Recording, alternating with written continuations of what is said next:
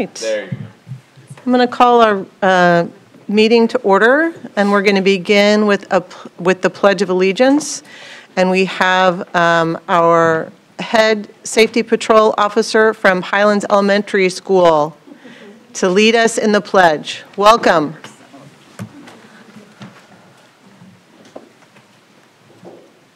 Pledge allegiance to the flag of the United States of America and to the republic for which it stands, one nation, under God, indivisible, with liberty and justice for all. All right, welcome. So glad you're here. Please introduce yourself and let us know maybe your favorite hot lunch, and if there's any other topics on mind, go ahead and jump in and share for your classmates. That's right. Hello, I'm Boone Anderson. My favorite hot lunch would probably have to be the chicken sandwich. Chicken sandwich. Yeah. Excellent. All right. And do you have a favorite subject? Probably math. Okay, math. One last question. Tell me about your role in Safety Patrol. Like what I do? Okay. Yeah. I do like the Pledge of Allegiance, and I open the doors for the kids getting out. I also make sure they're walking into the building and not running. And I also like to say good morning to them. Well, thank you so much for your contribution to the Highland School community. It means a lot. And who's with you? Do you want to have them come up and say hello? Hello, everyone. I'm Laura LaHue, the principal at Highlands. I'm very proud of Boone. He is kind of my reliable safety patrol officer out at 7:50 in the freezing cold, and will come in and help do announcements each morning. The younger kids especially are really excited when he's the one that opens their door. So that's fantastic.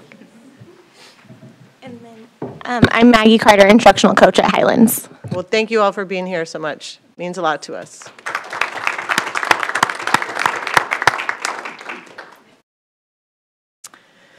All right. Can I get a motion to adopt the agenda if there are no changes? Thank you. Second? Second, Ashley. All right. All in favor say aye. Aye. Opposed? Motion carries 7-0. Dr. Schumacher, the superintendent's report. Yeah, thank you, Dr. Sinclair. We got some great things to celebrate here in the Shawnee Mission School District. We'll start with the Battle of Books. Students from all 5 Shawnee Mission middle schools recently put their reading knowledge to the test in a district-wide competition. Students have been busy reading books from a reading list so they could answer trivia questions about the subject matter. It was a tight competition this year, but Hawker Grove Middle School took home the championship trophy. Congratulations to Hawker. Nice job. We congratulate all the competitors on a job well done, as well as Hawker Grove team and librarian Carol Eds. Took a little bit of time to get back to the podcast after the winter break and, of course, a few snow days. But we are back with a new episode of Shawnee Mission Mic'd Up. This is one I can say I honestly will not forget anytime soon. Dr. Gonzer and I had the honor of interviewing Caden Griffith, who is a published author, special education advocate, award-winning innovator, and a proud Shawnee Mission student. He's an incredible person, and I encourage everyone to listen to this episode. We continue to release these new episodes every Thursday, and we'll include a link in the recap so you can download and subscribe. It was an amazing episode. If you haven't watched it, please do so. We know our students in Shawnee Mission have great ideas, so we're encouraging them to enter in the next Great Idea competition. Students are able to share a pitch for an idea before a panel of judges for a chance to win prize money. The initial application deadline for the next Great Idea pitch is March 7th. We'll include a link in the recap with some resources to help anyone get started and join the fun. The next Great Idea pitch is part of the district's Research and Development Forum, which also includes a student showcase open houses. The student showcase and our R&D forum will take place in April. We also thank the Rainier family for their long-standing support of the R&D forum. We want to remind everyone that they are invited to join and support this year's Polar Plunge. At this event, a brave group of individuals will take a jump into Lake Olathe on February 22nd, 2025, all to help raise money for the Special Olympics. Shawnee Mission's team is called Shiver and Shine, and Sherry Dummeline, our Chief of Special Education, has stepped up to guarantee SMSD has a representative taking the plunge. You're in, right?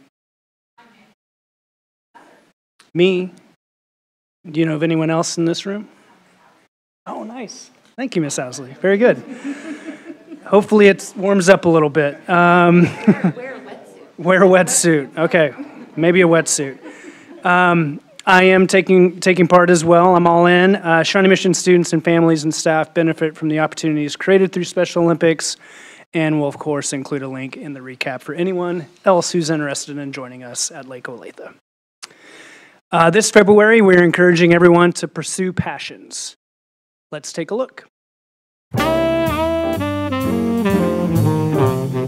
Have you had a favorite activity that helps you feel excited or happy, or even helps you to express who you are?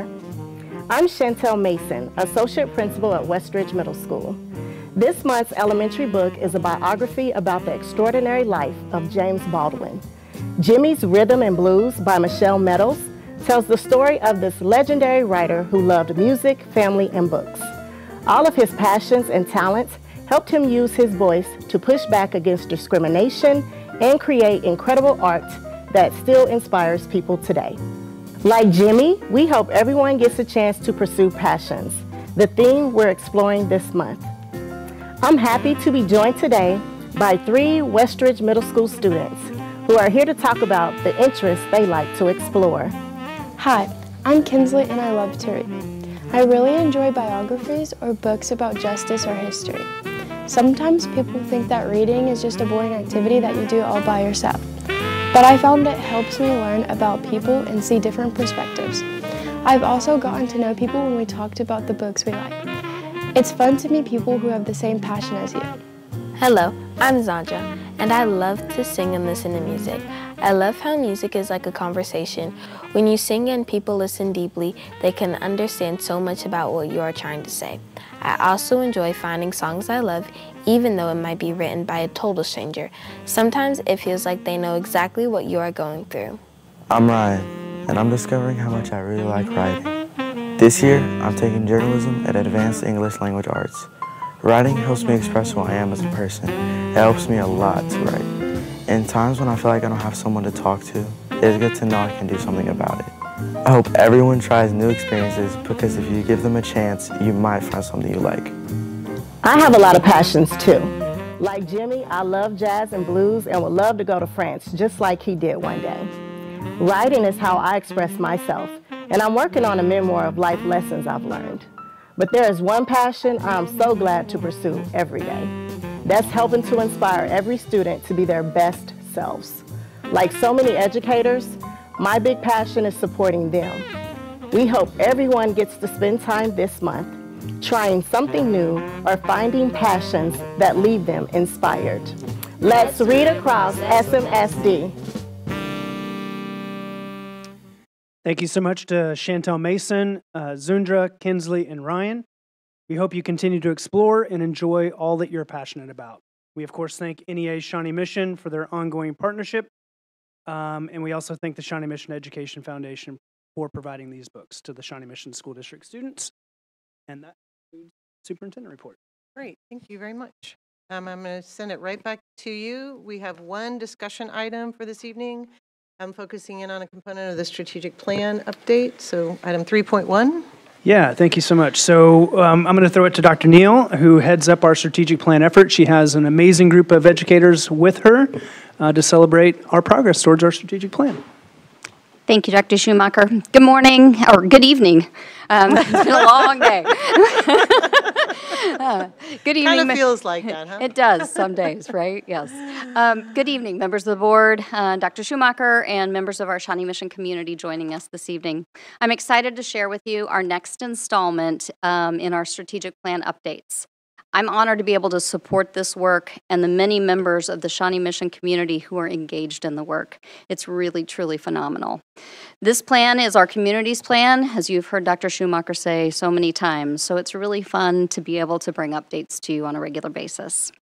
As I've shared previously, our timeline to get started on the strategic plan has been ambitious. By the end of Q3, which will be in March, we will have convened 20 action teams to begin their work just this year, in year one. So that means before year one of the plan is done, we'll actually add 2 additional teams, action teams, that will begin their work in Q4.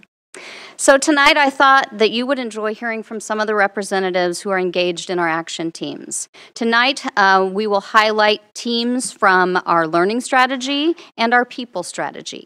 I'm joined this evening by colleague Dr. Matt Anderson, who's the Assistant Director of Curriculum Instruction, and he's leading action team 1.2.1 related to interpersonal skills. Dr. Anderson, along with team members Kate Herrenbrook, an elementary teacher, and Karen King, a community member, will share highlights of the outstanding work that they are doing as an action team, and that we actually are already beginning to take some of that work forward even before they're finished. Colleague Michelle Lord, Director of Elementary Certified Human Resources, is joined by Maggie Carter, an instructional coach, and they will share an update on their work and progress of Action Team 3.1.3 around supporting the growth of certified team members as it relates to retention planning, evaluation, and communication. And then rounding out our team this evening is colleague Judd Rimmers, Director of Classified Human Resources, along with Megan Alexander, School Secretary at Brookwood, and they are going to share about a couple of things. 3.2.5, which is an exciting establishment of our Classified Advisory Council, and then also regarding the data collection specific to classified team members. So I appreciate the time and effort that they, along with so many others, are putting into this work. And at this time, Dr. Anderson, I'll turn it over to you.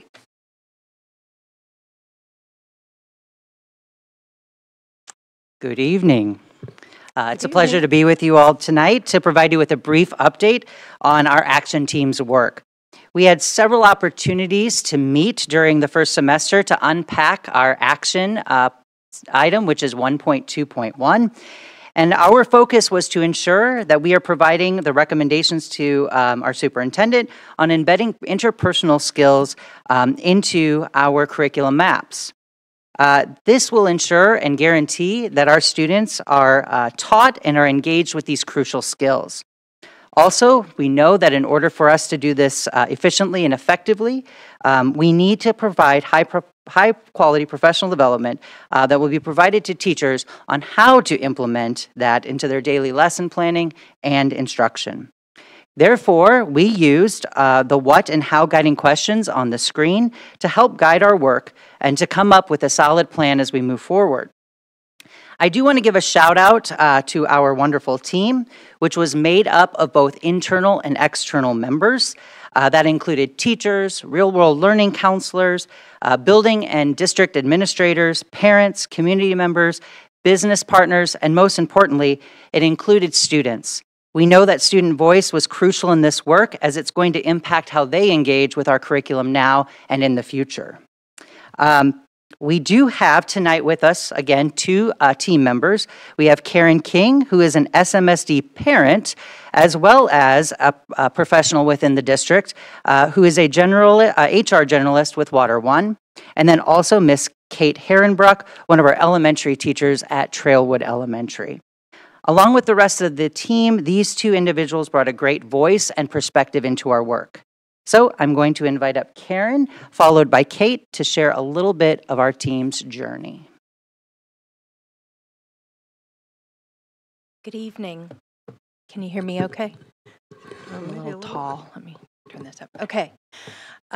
So first of all, when our group got together, our first goal was to define interpersonal skills. If we were going to make recommendations, we wanted to define it first. We used small groups and collaborated to write definitions, and then we merged those groups and collaborated until we reached a consensus. And that consensus is the definition of interpersonal skills as the practices used to communicate, interact, and work effectively with others. Our next goal was to identify the top interpersonal skills that are critical and guaranteed for long-term success. As educators and business partners, we are fortunate to see these skills in action. So we can see which skills most often are demonstrated by people who are successful in their professions. It was quite a long list to start, but after examining and discussing the commonalities of the skills on the list, we were able to combine them into a smaller list with broader categories. And those skills are listed up there. I'm going to read through them kind of a little bit quicker, but am I doing that? I'm sorry. Okay. I just never, okay, thank you. Yes, I need that. All right, so first, communication. And that's more than verbal and nonverbal communication. It's everything from eye contact to skills in negotiating and persuasion. Problem solving is another. That's the ability to understand and use logic to solve simple problems, as well as more advanced problems requiring consideration of outside resources, constraints, ethics, and risks. Perseverance, which is overcoming fear, hesitation of a problem, and evolving into completing rigorous, self-directed tasks through obstacles and over long periods of time. We have collaboration, which is starting with working with one person on one task, up to equally and appropriately assessing strengths to distribute workload efficiently among a large group project. And empathy is another one, and that's something as simple as recognizing basic emotions to recognizing complex emotions and motivations in others, and developing the ability to recognize one's own biases in order to overcome them. Initiative is the next one, and that's everything from volunteering to stepping outside one's own comfort zone to anticipating problems and developing preventative solutions. Critical thinking is another one, and that's more than just the how or the why. It's breaking down complex problems or situations, both concrete and ambiguous, and developing innovative, actionable solutions or analyzing for root cause. Conflict management is another, and that starts with expressing feelings with simple words using I statements and develops into the ability to foster constructive, productive dialogue amongst others and regulating one's own emotions. Personal responsibility, which is the willingness to admit mistakes, which grows into adherence to ethical and moral principles and honest self-reflection. And lastly, curiosity does more than kill the cat. It is more than just asking the why or what. It's seeking mentorship, feedback, or opportunities to deepen one's own understanding of complex topics. Thank you.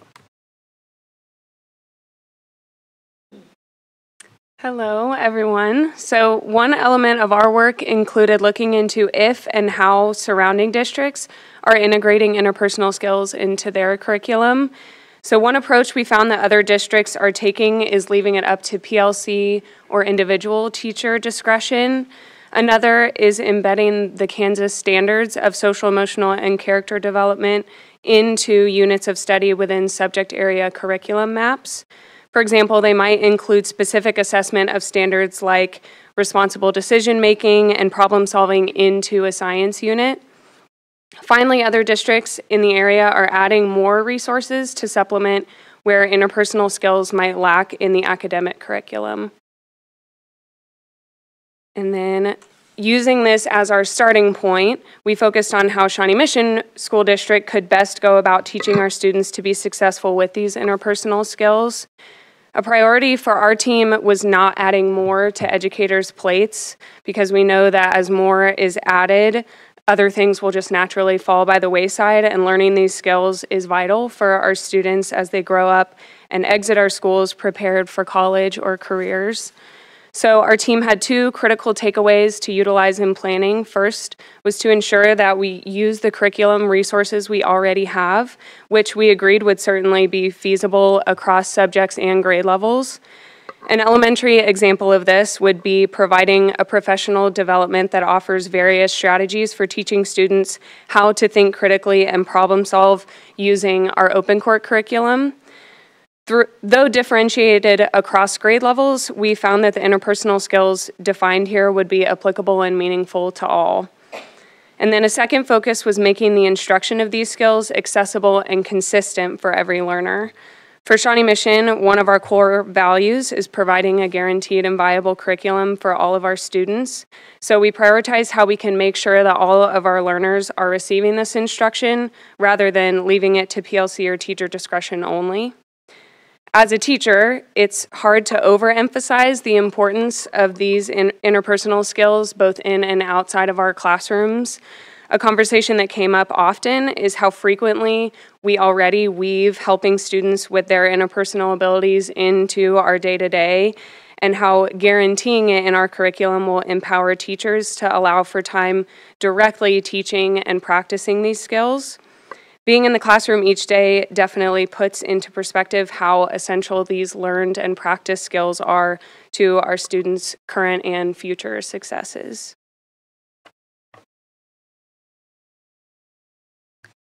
I just want to thank Kate and Karen for being with us this evening. You know, they could be doing other things, but they said, sure, we'll come and present to the board. So thank you guys. We really appreciate it. As we wrap up our update, I just wanted to quickly share just a few next steps that we have for our team. Right now, we're currently seeking some additional feedback and input from other groups around the work that we've already completed. This will help us solidify and finalize that list of interpersonal skills.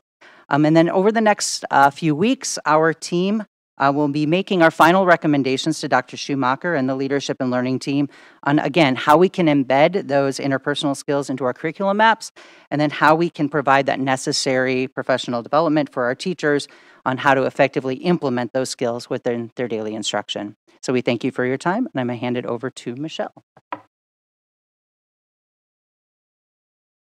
Good evening. Action 313 has been focusing on how we support the growth of our certified team members through three key areas: retention, evaluation, and communication.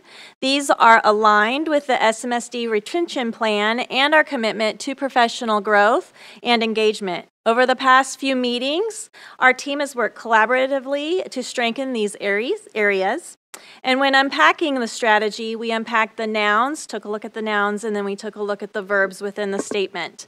As you read, the overall theme of 313 is to support growth. Within the strategy, though, there are specific items that we're tasked with. Retention. So we are actively implementing the SMSD retention plan, which focuses and includes recruitment, professional learning, opportunities, and recognition initiatives. Discussions have focused on data-driven approaches to improving retention and how to personalize support for new and experienced educators. With evaluation, we have been refining our comprehensive evaluation process so that it's growth-oriented and provides that specific and meaningful feedback. Our goal with the evaluation section is to make sure that evaluation's not just a compliance piece, but it's a measure and a supportive tool for our professional development.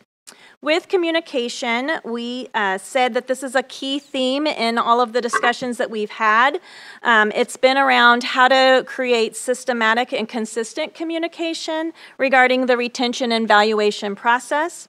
After we finalize and meet a little bit more and kind of determine what our goal and pathways are for evaluation and retention, then we'll start to explore and look for ways to streamline messaging, improve transparency, and ensure that teachers and staff feel informed and valued.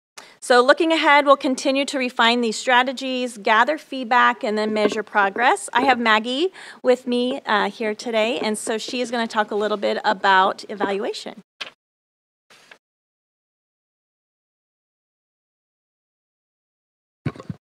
So as Michelle briefly mentioned, in our last discussion, we focused on the key areas specific to retention and evaluation.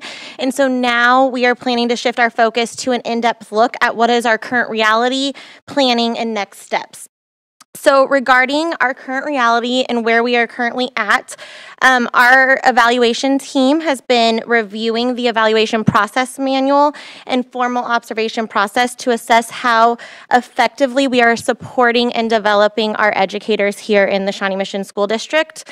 And we recognize the need for consistency in how our administrators conduct evaluations to provide feedback to teachers. We have strong evaluation tools in place, but we're finding there's a need to enhance them, or an opportunity rather, to enhance them to ensure clarity and effectiveness. So we are hoping to identify a more streamlined process or a rubric that maybe our administrators can use to provide those consistent and equitable evaluations. There's a hope for maybe a clear protocol or tool to be able to provide our educators here in Shawnee Mission with actionable feedback that supports their own growth and professional development. Looking at more exemplary observation examples, including principal notes, teacher feedback, and aligned forms that can create a shared understanding of expectations for all. For our next steps and recommendations, the evaluation group is currently diving deeper into the needs, and we're researching that refined, streamlined rubric to promote consistency across administrators. We're looking for best practices of actionable feedback so that the language is clear, supportive, and constructive. We've discussed the need for exemplary observation forms that are research-based models that align with the processes and calibration sessions for administrators for that alignment and consistency. The work is essential so that our evaluation process is not only fair and effective, but also a tool for continuous growth and development for our educators. Moving forward, we will continue to gather insights and refine our processes.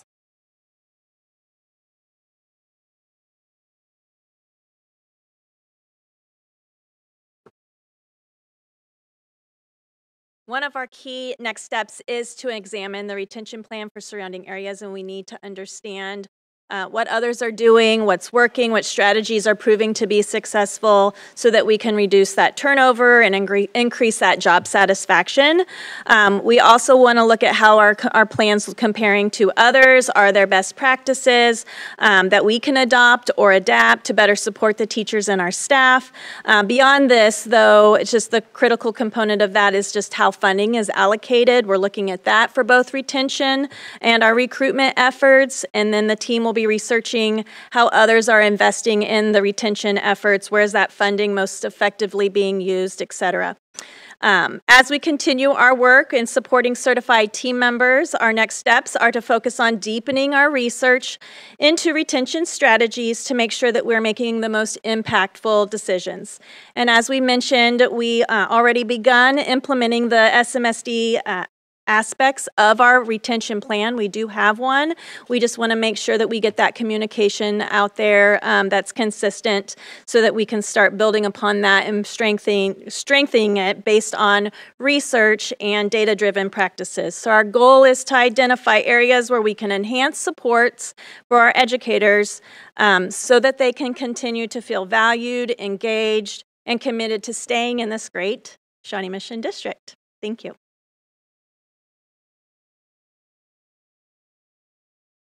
Good evening. Action step 3.2.2 identified the need to develop a superintendent's classified advisory council to pair with the already existing student and certified advisory councils. Classified representatives from each building and department came together this past December for the first time to discuss topics that included Centegic's crisis alert badges, cell phone policy, and inclement weather plan C. We've heard great feedback from several of those team members who really appreciated just another avenue for communication with classified staff. I'd now like to introduce Megan Alexander from Brookwood to update on 3.2.5. Good evening. Can you hear me okay? I have had the privilege of helping with 3.2.5. We are specifically looking to identify and develop data collection specific to classified team members. We are collaborating to identify potential data points in the areas of retention, recruitment, and also culture. We've had 2 meetings thus far, and in those 2 meetings, we've been able to identify specific data points to recruitment, such as after we have hiring like job fairs and signs in buildings, is there an uptick in the amount of applications that are submitted surrounding those events? We're also looking at potentially including a question on applications. How did you hear about the job opportunity or jobs in the Shawnee Mission School District? And we're also looking at percentage of promotion opportunities that exist for classified staff and how many of those positions are filled internally versus with external candidates. And then with regard to retention, we've been looking at data points like the average longevity of employees in a classified position, which positions have the highest turnover in as far as a classified employee is concerned, the average amount of time of overtime, that's accrued by specific members or team members that are classified. And then we're also looking to compare the turnover rate during the time when we had retention payments and versus this year when that does is not on the plan. Next steps for us, we have asked other staff members and departments in the district to determine platforms that we can utilize that we already have to maybe potentially refine those current platforms that we're using to collect data. And then we're also hopefully going to meet on Wednesday this week to further our conversation and we're hoping to have the ability to begin to review some of the initial data that has been coming in thus far. So there you go.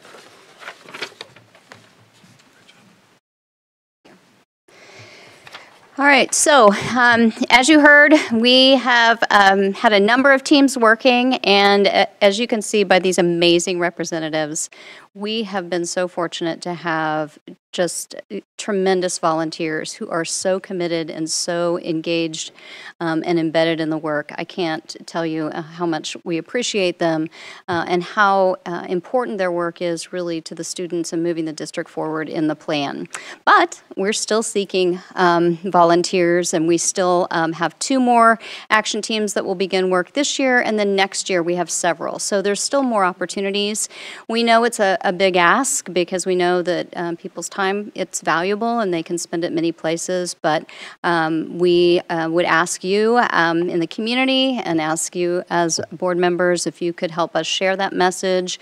If they can't do it this year, that's okay. We'll still have more opportunities next year, but really the success of the plan hinges on the engagement and our volunteers who are serving on these teams. We're still using the same nomination form. We readjust it each quarter as some of those teams fall off, and then we'll relaunch it for the coming year. And at this time, we will stand for any questions you have. Dr. Neal, thank you so much, and to this amazing team of folks here. Thank you all for being here. I'm going to look. Did you want to say anything first before we kick off questions? No, go ahead. Yep. Okay. All right. Mr. Garcia? Yes, thank you all so much for being here. Question for our 1.2.1 folks. Had a question on the interpersonal skills in regards to how we are allowing, that's my understanding, our PLCs in our buildings to determine what skills are used in the classroom setting, and just kind of how those conversations go in those groups about what they determine as the necessary skills there. Because what I'm maybe at the high school level, if you're in the social studies department, but you're teaching AP Gov to seniors and intro to world regional studies, forgive me here, but how do you determine those? Or I just kind of want to know what the conversation's like in determining, choosing those. Currently, it really is up to each team to decide which skills they want to do. Again, that's kind of the plan that we've seen across the Johnson County districts, other districts as well.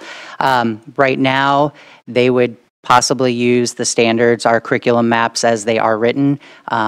One of the things that we want to do as a team is highlight where those things exist already in the curriculum. So highlight the standards for mathematical practice, highlight the standards for the science and engineering practices, which already allow themselves to help engage students in those interpersonal skills. Right now, it really is up to the teachers and the teams to decide, oh, if that one we're going to do or is that one going to do. So, and that's and the means to not add more to their plate because it already exists in the work. Okay. And by highlighting it, it takes the guess away, and it says, here's the standard, here are the resources to help us do that. Great, thank you. Does that also, just to add on to that, does that also make it very explicit about this is something that's also important to learn? So we're also being efficient with our time, but we're also really emphasizing to the students to what's important and why it might be important. Would you say that's a piece of it? Absolutely. I think anytime that we can highlight and show kids how they're engaging in those interpersonal skills within the curriculum and then making those connections to real world context is really important. So they can see what you're doing here is going to benefit you outside of the classroom. I hope that answered your question. Yeah, and I think we can all make a connection to our portrait of a graduate as well. That is so important to the Shawnee Mission School District that when they walk across that stage, they all walk across that with these skills, these requisite skills that go beyond the classroom. They go beyond that are interpersonal, non-cognitive, and so we're working on that, and there's a clear tie there to this. I think it also helps us to build on those in a progression from pre-K through 12, also by looking at the curriculum maps all the way through, so that those skills really, everybody is working toward helping students gain those skills, master those skills, so when they step out, they're ready to go. Thanks. All right, Ms. Borgman. Thank you. I have two questions, thanks to our volunteers as well. My first question is around 3.1.3. Thank you so much for pouring time into the evaluation, and this is a tough one. I know I do this in my job as well. So with regards to the researching a more streamlined process / rubric for administrators to provide consistency, I think something like a competency model would be, I just have seen that to be incredibly helpful. So I just want to support the efforts around there because I think once you set the bar of what excellence looks like, and I know that all of our teachers and our staff want to reach that excellence bar for our kids.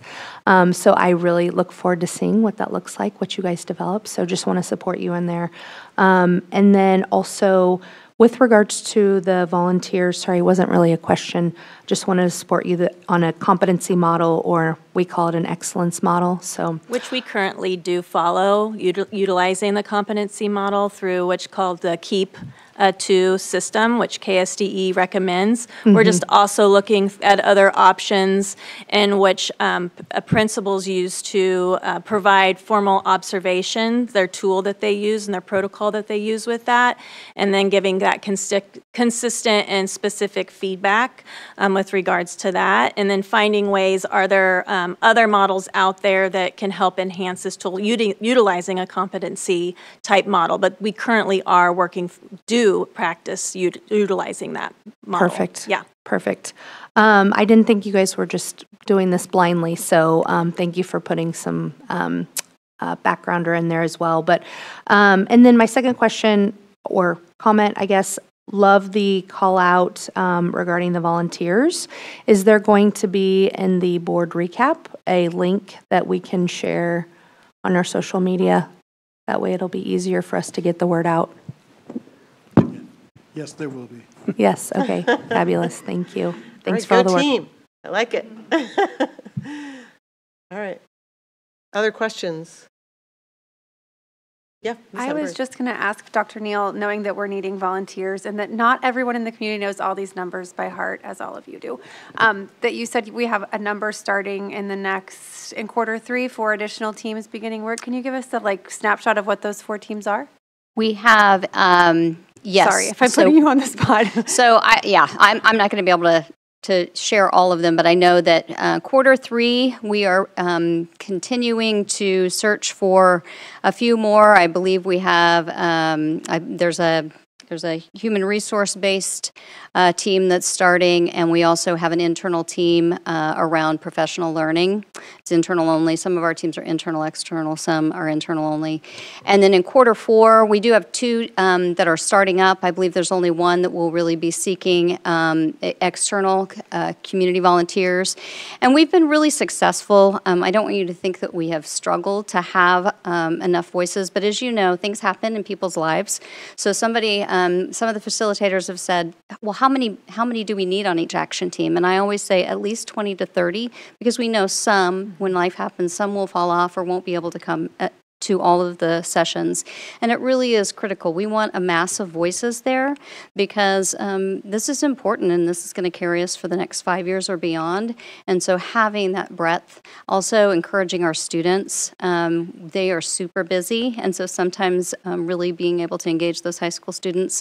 But what we've done is we've typically started with whoever has been nominated or has self-nominated, and we start there, and then we see where are our holes, because one of the things we also want to survey and do is look at, are we getting a broad range of voices across the district feeder patterns? Are we, if it's an internal, external, making sure we have parents, community members, students, and teachers and classified team members. So really paying attention to that mix. And so sometimes if we don't have quite the number, then we'll go out and really start targeting and asking, making some of those asks. So we've been very successful so far, and I think, as you can see, we have had really dedicated, hardworking people who have come together and come to consensus and are doing some really great work. Awesome. Well, I might put a plug in for listing what some of those are in the new board recap as well, because I know folks who would maybe not see themselves as a person who would participate in something like this, but if they see what the topic is or what it's about, maybe it's something they care about personally or professionally, and they're going to throw their name in the hat because of what the topic is. That's a great idea. Thank you. Yeah. We do articulate the numbers too on that form. So when people look there, and I believe there's a link even at the top of the form that will take them to that strategic plan page if they need more information. Like they're still not sure what 1.3.1 is, they can go there and they can look a little bit further, even though the statement is there, just to help them. I'm going to jump in unless anybody else does. I had a couple question really about retention, and I'm also going to use it as a plug. There are 2 bills in the legislature that I think address retention. One is really focusing on that pension and compensation piece and shifting our educators from KPERS 3 to KPERS 2, which I think our platform supports would be really helpful. And then always full funding for special education kind of in that budget, so allowing us to provide adequate compensation for those folks applying and whatnot. So shameless plug for all of the, contact your legislators. Let them know we support those 2 pieces for retention. But the other piece is, can you help me understand where the evaluation piece fits in? If we think about what helps retain our teachers, it's the compensation piece, being prepared to learn, having that mentoring support. Those are kind of the big buckets, I think. Where does that evaluation piece The evaluation is through that constructive feedback that we're able to, as a principal, sit down and have a conversation with the professional and talk about their growth goals. What do they want to? What are their goals in how they want to better themselves? And being able then, as a leader, to go in and observe them formally and give them specific feedback, and then take what you're seeing and what their growth goals are, and then finding ways for them to grow their own, right? Like if they want to seek leadership opportunities, then we're able to find ways in which they can be a leader, which is in our retention plan, those opportunities for them to grow as leaders, not just that their path needs to be a principal, but maybe they have aspirations in digging into curriculum a little bit more, and so maybe they can be a cadre member. And so it's those opportunities to be able to sit down and have a conversation with an employee are invaluable, because you can get a lot, you can learn a lot from what they want, and if we can grow their capacity and how great, meaningful meaningful conversations during those post-conversation op times, then we can guide them to where they need to be so that they can continue to grow as a professional. And so we just need to look at protocols and systems so that we can help provide or give our principals and our administrators tools so that they can continue to give that important feedback to our teachers so that we can continue to support the great work. Thank you for kind of putting that in big picture for me. Appreciate that. Okay, any other questions, comments? Thank you all for the amazing work you do. This is, this focus helping our kids have better opportunities, and so thank you. Thank you, Dr. Neal. Thanks to the team. Great job. All right. We have a couple of about 10 consent items. If there's no motion to make any changes to that, could I get a motion to approve our consent? So moved, Owsley. All right, second? Second, Borgman. All right, all in favor say aye. Aye. Opposed? Motion carries 7-0. We need a motion to approve for executive session. Can we do board? Okay. Can I make a motion to do board comments prior to moving into executive session so folks don't stick around to try and hear what we have to say if we have anything to say? That would be great. Can I get a second? Second, Borgman. All right, all in favor say aye. Aye. Aye. Opposed? Motion carries. All right, any board comments? I have a comment. Okay. I love that the communications team and Read Across SMSD featured a book with James Baldwin in it this month for Black History Month. That's wonderful. And I just saw a quote from him the other day. I highly recommend reading all of his work, but it was, I am an optimist because I am alive. And I think for right now, that is the quote that I will think about frequently. So I just, a shout out to the communications team and the SMSD, Read Across SMSD team. All right, thanks. Anything else? All right, okay. Could we read a motion to go into executive session? And just to note, there will be no further business conducted this evening. All right. So I move that we go into executive session to discuss personnel issues pursuant to the non-elected personnel exception under COMA. And the board will reconvene in this room with a 5-minute break at 6:02. At 7:02. We invite Dr. Schumacher, Dr. Stubblefield, Dr. Higgins, and Pam Lewis to join us. All right. Do I have a second? Second, Owsley. Thank you. All in favor say aye. Aye. Opposed? Motion carries 7-0. Thank you all for being here tonight.